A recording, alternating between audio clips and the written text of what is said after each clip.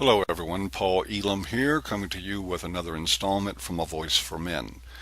Before I start on today's talk, let me take a moment to thank my many new subscribers. I really appreciate your being here. I used to take the time to post personal thank yous to your channel pages, but between this channel, my website, Men's News Daily, and working on a book, I've neglected that for a while. I appreciate your patience with my lapse in manners. Okay now, so I've been asked on more than one occasion to do a video on some of the problem children in the men's rights movement, on some of the people that inhabit our ranks but who may do more harm than good. I've been a little hesitant to do this, mostly because we have enough problems with divisions and infighting, and I really don't want to do anything more to aggravate that problem. But it is worth a little friction for the sake of clarifying my own position to my subscribers, so here goes.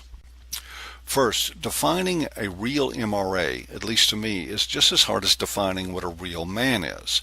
And that's to say that I can't say what a real man or a real MRA is with any authority whatsoever. All I can do is offer my opinion. That being said, my personal definition of an MRA is very loose, but it isn't just about being against feminism. A lot of people are against feminism, but you would never know it unless you ask them, and you might not get an honest answer anyway, depending on who's listening. They are the silent and quite useless majority, and they are more hindrance than help because they care more about social and political approval than in speaking up for their values. And the truth remains that if you can leave your values at the door when you walk into a room, you never really had them to begin with. MRAs, in my experience, are people who have and act on their values wherever they are. It is what will eventually make the movement an unstoppable force for change. To me, you know an MRA as soon as you hear them talk about gender politics. When someone makes an obnoxious and stupid statement like, if women were in charge, there wouldn't be any wars, the MRA is the man or woman that stands up and says, hey, that's bullshit, and then spouts off a string of names like Margaret Thatcher, Golda Meir, Indira Gandhi, and any one of a number of female European monarchs. The MRA is the one person that will publicly rip the covers off someone who is spouting slanted numbers from an imaginary gender wage gap or making the ridiculous claim that domestic violence is mostly a male thing. So in the simplest of terms, an MRA is anyone that sees the emperor has no clothes, and more importantly, they say so out loud. The Marxist feminist hate-mongers were successful in hiding behind a thin facade of equalitarianism for a long time simply because no one wanted to challenge them. It was the MRAs that finally blew the whistle on the stinking lot of them, and they continue to do so every time the opportunity arises. Another group of men, part of a social phenomena we now call men going their own way, are also MRAs in my opinion. These are guys who see through the misandry of modern times and vote with their feet about marriage and about relationships, and they won't play fetch for a woman simply to get laid, nor for attention and approval, and certainly not for a pathetic illusion of love. See, all of this part is easy to talk about. Most of us agree that feminism is the enemy of decency and justice, that it is nothing more than a female supremacy dressed up as a movement for equality. And we all agree that the MRAs are the ones actually doing something about it. But it gets a little more sticky when we start talking about what an MRA is not. But it is an important dialogue nonetheless, because in defining what an MRA is not, we get the opportunity to rid ourselves of some pretty heavy baggage. First, a chivalrist is not an MRA. The guy who thinks his purpose in life is to care for women like they were children, to pay their way, to open all their doors, to rescue them from the harshness of the world, to pamper them and treat them like a princess is no friend to men and boys. He is just a trained seal balancing a ball on his nose for a piece of fish, and he is as treacherous and untrustworthy as a man can be. He will sell his brother out over a skirt and a pair of legs. He will teach his sons to sell their soul the same way he has, to live on their knees the way he does, because it is the only identity he knows. He sees himself as good and gallant, but he is actually a white knight with a black heart and bloody hands.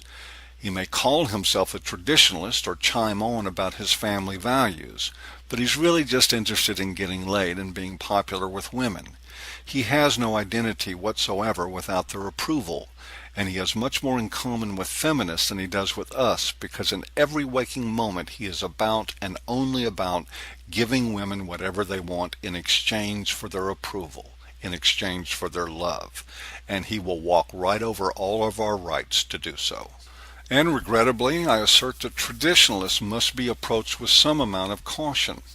Now, I have no qualms with men who choose and succeed at traditional marriage, and my hat is off to them. But I always keep in mind that they are the exception, not the rule. The traditionalist who knows their good fortune will not aspire to indenture other men to their path in life. They recognize the risk and vulnerabilities of modern marriage, and they do not condemn, but rather fully support men who choose not to go that way. They stand behind men who choose to untether themselves from the role of protector and provider and do not let shaming language about that choice pass between their lips. And they see their path in life as one of free will, not of the mandated disposability to which men have been historically yoked. I feel for families that are in trouble in this culture, but the men and boys bear the worst of that burden, so it is them I'm concerned about. Not marriage, not women or girls as a group, but men and boys only. I know that seeking justice for them will eventually bring the best to everyone, so I care about nothing else. Now, to me, the biggest pretender in the men's rights movement is the neocon. This is the right-wing moron who thinks that a vote for Sarah Palin or some other Republican du jour is a vote for men in general. In fact, this usurper is more dangerous than the left-wing moron. We already know the left is owned and operated by feminists. We already know their thinking is saturated in misandry, that they embrace whatever they are told to by McKinnon and the rest of that ilk. But that chap from the right, the one who hangs out in the MRA forums and contributes to threads cheering on the men's rights movement and weaving in pitches for Republican politics as usual, is like a cancer growing near our vital organs. The modern right offers men nothing more than religious fundamentalism, conscription to traditional marriage, and disposable roles for men like that of cannon fodder. All the things that have hindered us from fighting back against feminism in the first place. It still seems clear that elements in the right hold much more actual promise for men than anything on the left, but that promise won't be realized with blind allegiance and automatic votes. The right must be brought back on track towards small government, constitutional ideas, and must become openly and energetically counter-feminist to be anything but useless to us. We must hold allegedly conservative leaders to account for participating in travesties like VAWA and the full gamut of feminist garbage that they have either supported with their votes or with their shameful silence.